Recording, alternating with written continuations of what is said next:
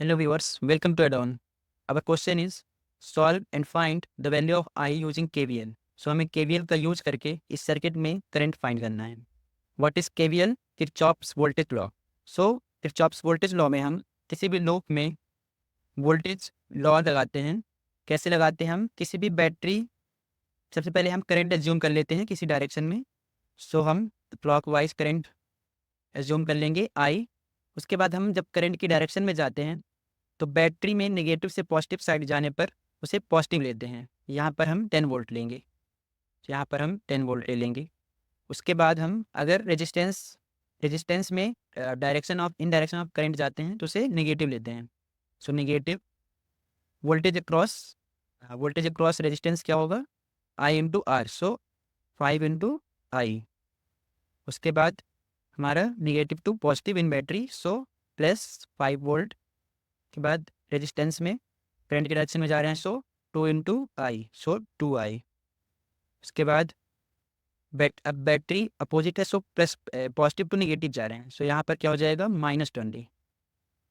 के बाद यहाँ पर करंट की डायरेक्शन में जा रहे हैं, सो -3i is equals to 0.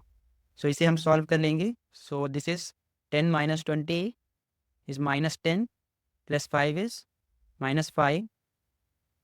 So this will be 5 on the other side and -5i, -2i and -3i. So यहाँ पर हो जाएगा ये 10i. 10i is equals to 5. So I is equals to 5 divided by 10. So it is 0.5 ampere. I is equals to 0.5 ampere.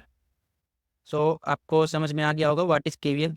KVL में हम सबसे पहले अपने लूप में जितने भी लूप होते हैं, जैसे यहाँ पर एक लूप है सर्किट में, करंट एज्यूम करते हैं किसी एक डायरेक्शन में क्लॉकवाइज या एंटी क्लॉकवाइज अपने हिसाब से. यहाँ पर जैसे मैंने क्लॉकवाइज में एज्यूम किया है. उसके बाद हम एक एक करके सारे डिवाइसेस के क्रॉस वोल्टेज फाइंड करते हैं.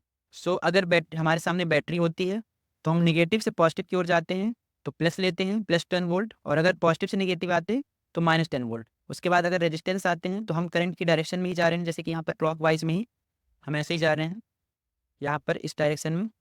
सो यहाँ पर जो रेजिस्टेंस के क्रॉस जो वोल्टेज ड्रॉप होगा उसे हम क्या लेंगे? नेगेटिव.